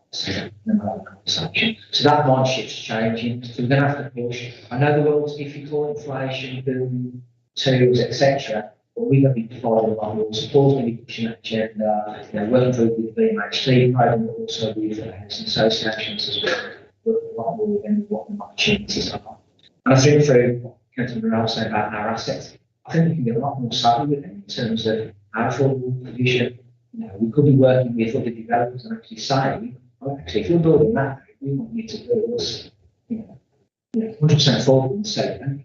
That part I understand. I think we can be quite savvy and creative around that going forward. We're in a position to do so. So that was the assets bit there. And we do have to do things differently. Yeah, there are cases where the red line has to go around getting it itself. COVID hasn't been kind to any local authority, so we have to address that. I totally agree with you on the commercial stuff and the creative stuff. What this plan should not be doing is gentrification. And we're working with people like Oval and Trinity and Pubbing the Digbeth area about working with them creatives and actually saying that's what the asset is here. We want to complement it. And when you talk to some of the creatives there, they do want to live in that area. On that, and the other bit around the nightlife is also important. Also in the city centre, not this weekend, the weekend before, and the buzz in Paradise was absolutely amazing, brilliant, and I think that's changing. And I think for what we're going to do for the BDP, which is being reviewed at the moment, in the development plan, where we can put aspects of housing, etc., it's not like a not on kind of movie it's going to be. We have to build on that demonstration because I think we have to be so that is really clear that no green there as well. The green infrastructure, I know that will prompt me, and when we bring that back, you'll see where then interventions are, and they are interventions. There's no way we can do it the whole. It's just not going to happen. Where are the interventions? They're going to happen.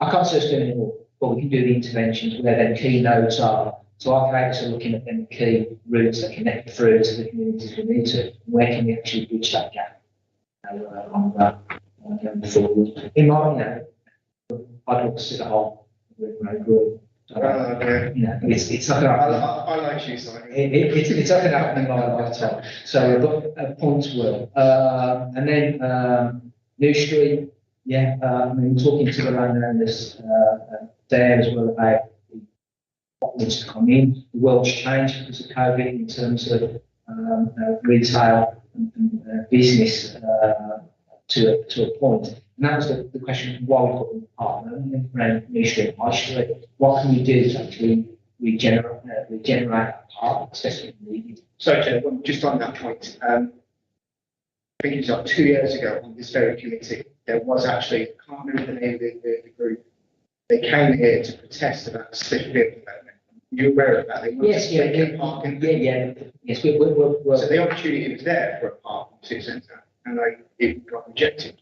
So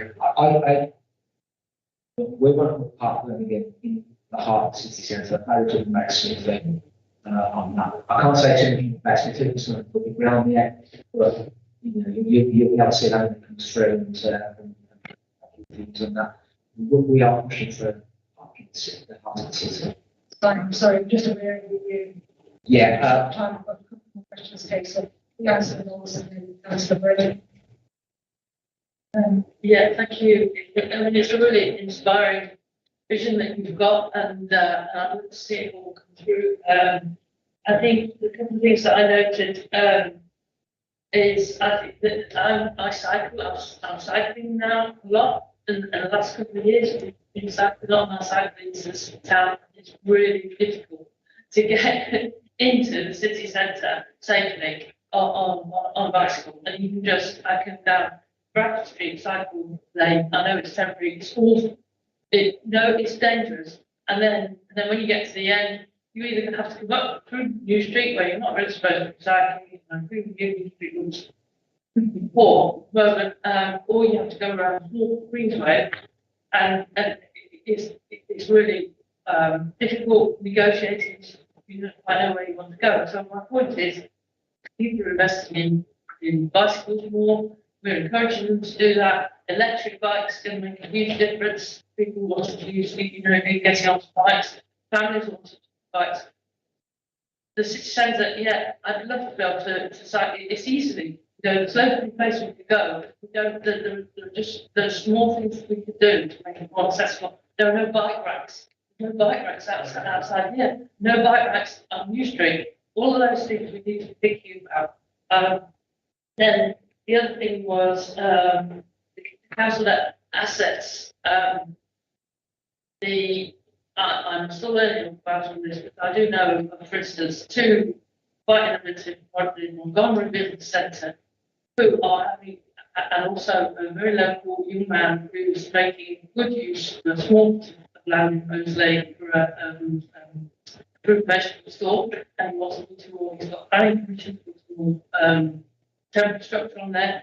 They are having huge frustration dealing with the Birmingham Property Services to be able to do, and they're also doing innovative use of council-owned land to improve it, to make it open to small businesses, and yet they're not getting answers, they're getting frustration, they're not, so it's things like that. I don't know how we can improve that with these local businesses, these local groups, and then. Just lastly, and again, it's a skills thing, and saying about what's creating these new jobs, that's wonderful. But also at the moment, we've got, especially the hospitality department, are struggling to get people, to find people to take jobs that are already there. So you need to be concentrating on skills, upskilling people to be able to take those jobs as well as creating people. So I'm just going to ask Councillor Brendan to come in with a question for you answer. Thank you, Chair. Thank you, Simon. I really like the presentation. Very favourite city. So it was exciting, and I will forgive you for only mentioning one property and not the best one. well, you probably saw my slide. I get told off on my chief exec about mentioning the Mighty Villa. It's not funny. But my question is around, I think it's really good that we're talking about being inclusive when we're talking about redevelopment and future planning. But it's a reality for a lot of women that they feel inside big spaces. It can down to a lot of things, but I think infrastructure plays a part in that. So how are we incorporating that view when we move forward? That's right. If you want to come in now, and then Simon just finish, I'll give you a couple of minutes to finish up, and then we'll it was just a next, I was sure something said the next word, but I just wanted to speak on the discussion around nighttime economy. that was something that members talked about last time, and it's limited, the work room was going to be scheduled. So just to come back to you after the meeting about the timescales, the work that you were talking about, and that might be ready to come back to the committee, so we can do that after the meeting. Thank you, Chair. Yeah, the safety one is really paramount, and I think what was really, again, with COVID as an agent of change, I think that's what demonstrated as well, actually, all those lighting, actually, in the city centre and outside as well. You become accustomed to the norm when things like that sort of face it up. So that will be very much part of the one of the layers that will come through in terms of the framework, in terms of what new streets are, how they're overlooked, and what their lighting levels are. So that needs to be a key part, because it has to be inclusive. You're absolutely right. So to do that, it has to be safe, it has to be overlooked. So that's part of that. The bicycle stuff, yeah, I mean that's in the city connections. That is top, higher tier. The way it will be about trains and cars and freight. It's going to be about cycle routes and pedestrian for people walking. Just coming here to the bar this morning, and I am hard about getting on the electric scooter, but I thought, well, no, I need to walk really. But we are providing an alternative means of sustainable travel, which people are taking. So that's a real key driver for this as well. Not how to working through that. Where do then routes get extended to? Like say, if they are going to get extended to where other racks are actually areas where you can meet community groups around cycling, and can we pair them? A lot of the developments and we're seeing where the developers actually building these as part of their infrastructure to ensure the community get coffee as well as bad parts and repair parts. That's very important. Thank you, Simon. So we're going to thank you for coming today and for your presentation. Hopefully, we look forward to welcoming you again at the meeting for updates. So we'll move on to the next item on the agenda, which is our work program. So I'm really pleased that following the coordinating of the scrutiny committee last week, the inquiry suggested by the committee on employment skills was agreed. So I'm going to pass on to Fiona and just talk us through the next steps and get recommendations raising the points. The proposal went forward to is attached as appendix 2 to report for this item. That's very high level. That was just pushing forward the theme for the inquiry. The next stage would be to scope that so that it's an achievable piece of work for the committee that will bring outcomes and recommendations that will change things. So that scoping work will be starting now. Just to Jerry, we've got just to take a sense of the members of the committee, what more priorities within that scoping would be, with the discussions that we had with the chair, is whether to focus on adult skills rather than skills for all the age ranges, and potentially looking at particular sectors. In the construction industry, one of the things I picked up from the presentation of this meeting previously was around retrofit skills required for that. That may be something that members want to focus on. In terms of more about the process again, work programme for the agenda, the committee meetings that the scenes put together. We have planned, subject to the decision and coordinating committee, some time to receive presentations and reports at the committee meetings on the bigger issues that particularly skills funding, which I think is October. But at the last meeting, we also talked about committee working in different ways. And one suggestion is that there might be a task and finish group that could do some work outside of the meeting rather than everything handed into committee meetings. We do a coordinating committee as that task and finish group set up would be particularly balanced. So we need to speak to the chair about actually how that would work. So that's in discussion. I just wanted to give members feedback on that at the moment. But I think that's in terms of the process and focus for the inquiry. So and I can go on to the work programme itself, or the agenda, I can do a meeting later. But just because any immediate feedback on either the process or particular focus we want to do this. So Sorry, have we got dates when we're doing it? Is it in the work programme? the dates, there are committee meeting dates.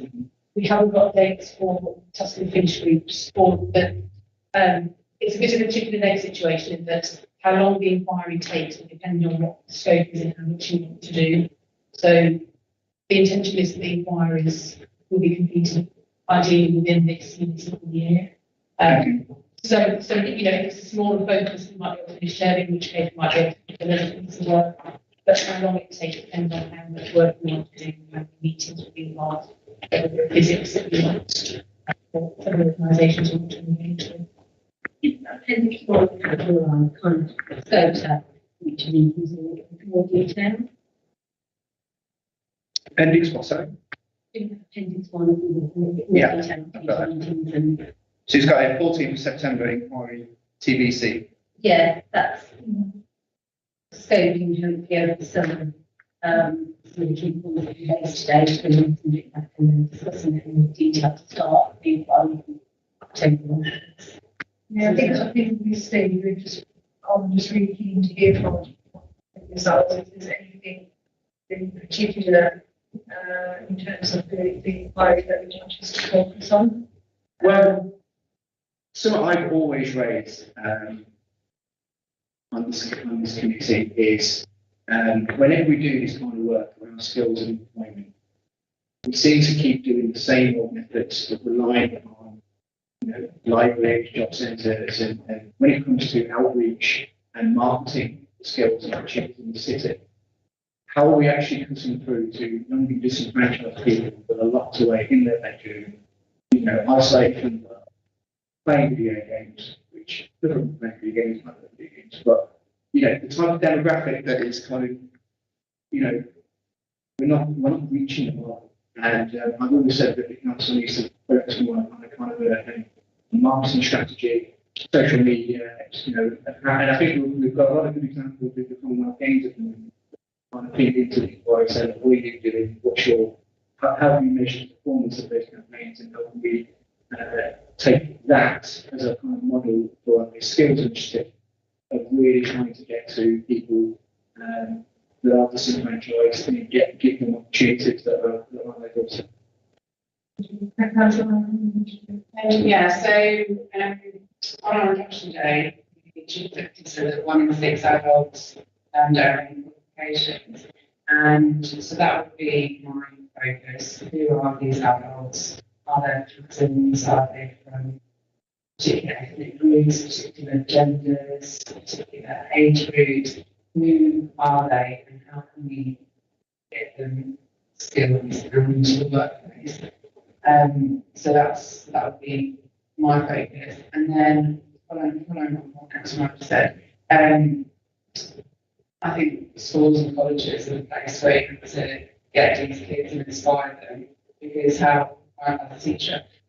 I mean, I think the careers programs in schools are lacking, and what can the council do to do more on careers in schools to try to encourage our children from backgrounds perhaps who may just choose to go and play video games. That's awesome. So want to go into the careers and opportunities that are available. You know today about, well, there's going to be all these new job opportunities, but we've got to inspire our young people to want to do those jobs, and that has to come, you know, that has to come from us. Can't just be like, just do nothing, and they'll just decide that they want to go into retrofitting. And you know, what can we do to inspire them to want to do that? And sending what we get at the moment is like the occasional flyer that comes through, and I read it out all the time, and I pass around for anecdotes and maybe on notice board, and that's it. And it's like, that's not enough, nowhere near enough to inspire our young people to want to go into these career paths. We just got one concern. You know, I agree with you, and I think all of us here are looking at employment for over 20 years, so I'm really passionate about, making a real difference. I think with this inquiry, I think one of the things that we need to do is we need to really focus on certain areas that actually, can make a difference, rather than trying to do too much. So I think what we need to do is kind of focus and so we can follow through and actually get some really good recommendations that we make a difference. I think one of the things I'm hearing is that, so what members are saying is that not just giving it to adult education, is looking at young people as well, so we can have a discussion on how we can do that as well. Councillor Tennant. Yeah, so career services, I think what we look at is how do we have the career service and future planning? So, for example, now, controls on pages 2, which is appearing in the slide pack, is earning is 5 minutes. Highly specialised jobs. We're going to need to start training kids in the next couple of years, so that they're going to come on the street in 2028. They've got the skills, like shit people in London. So, making sure that our career services are looking what's going to be jobs for the next 2, 10, 20 years. But also, actually, so you might know about this, the costs for careers, employment, training, very busy. It's a 20-year costs. You just spend a lot of time applying money as a provider rather than actually training people. It's in a way of streamlining that's aware most of them is set providers and access them. That may be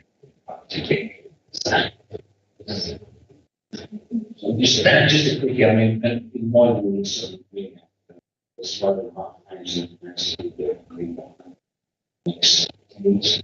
So it will be 15,000 people need to live in some extra. So it's going to increase population by 15%. Secondary school, primary schools, possibly in spaces.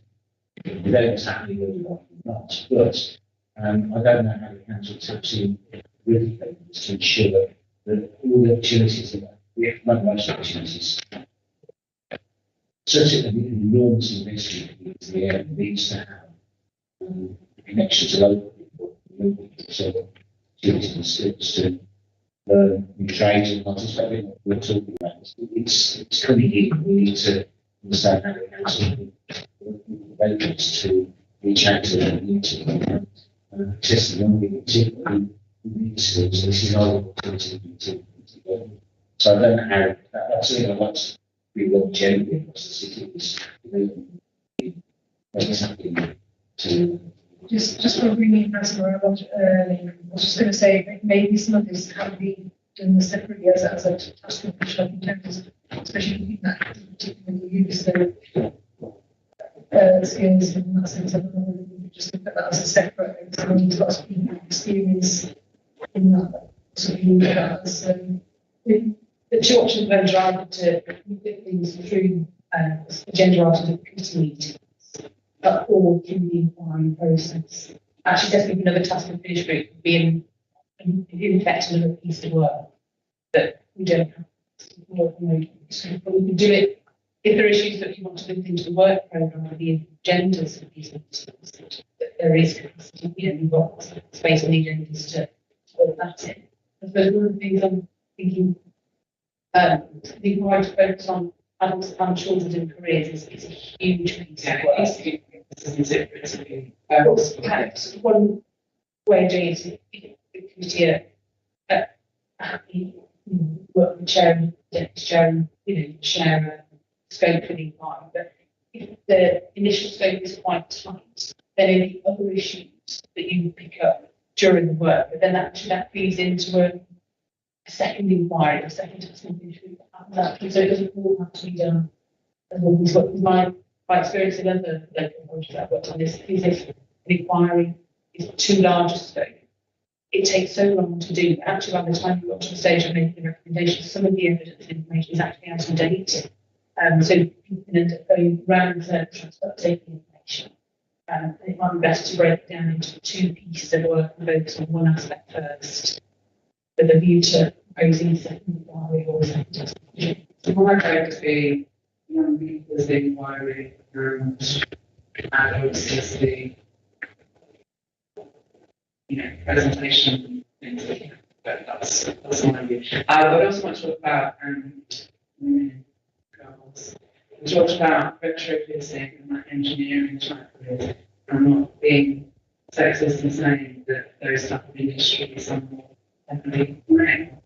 And what are the, how can we inspire girls to want to go into that, but, to battling hundreds of years of tradition, and then B, what other opportunities are there that we can help to inspire our girls to, our girls to go into.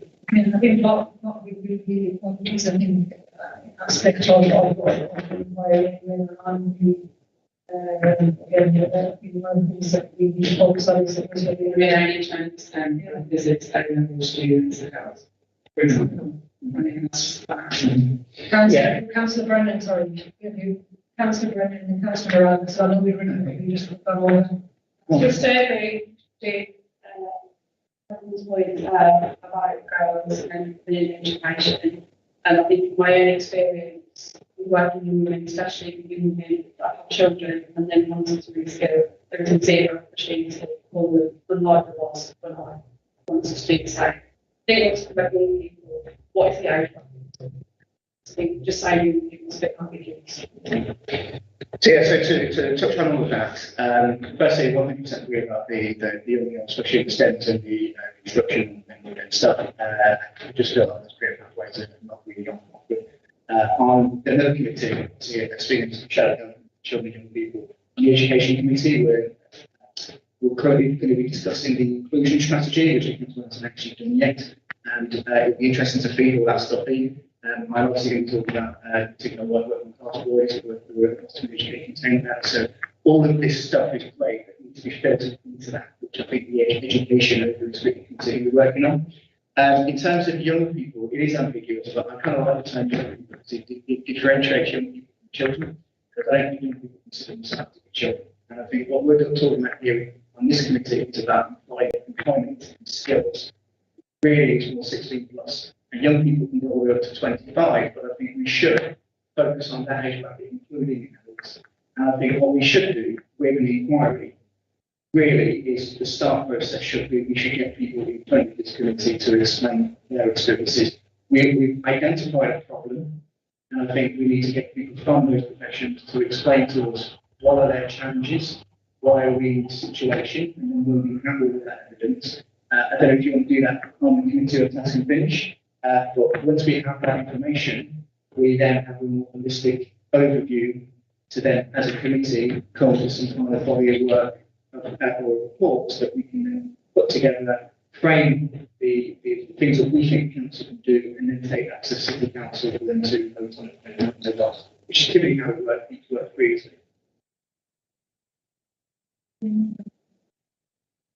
But I think we've noticed everything. I think doing everything that's been discussed will be very ambitious and will take quite a long time. If you're the committee, you're happy first to work with the chair and deputy chair to scope something and then circulate it and bring it back to members. Theo mentioned that in the September meeting, there is an agenda item that's been planned to bring back the scope. I know Christian is the team is going to happen in between meetings and actually to start maybe use that this first meeting to actually start the evidence gathering rather than waiting to read the scope of the meeting. So first thing, it has to finish how would that work if you're going to make this separate. It would in effect be a smaller group committee that would meet outside formal committee meetings.